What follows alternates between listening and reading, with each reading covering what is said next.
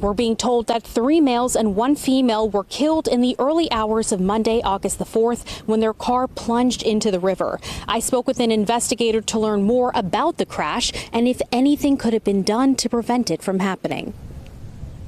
The crash happened between 3 and 4 a.m. on Ringe Road in Stockton on private property. Family members and co-workers tell Fox 40 that the victims had just finished up their shift picking crops near Klein Farms. The California Highway Patrol is leading the investigation and say they do not yet know if alcohol or speed were a factor in this incident. For an undetermined reason, the driver lost control of the vehicle, veered to the right, and it ended up traveling down that embankment and ending up in White Slough.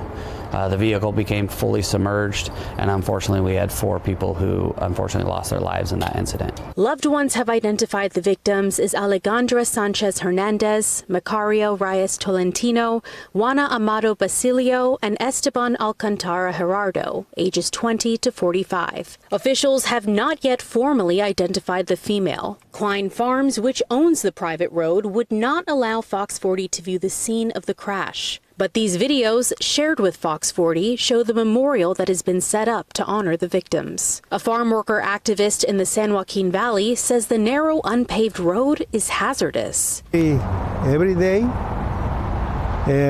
who they have to drive like 1 mile, and that kind of roads, dangerous roads, and it's not a straight road. It's like you are driving and like jumping. A friend and co-worker of Reyes echoes this. It's not a place that's very safe because the river is right on the edge of the road.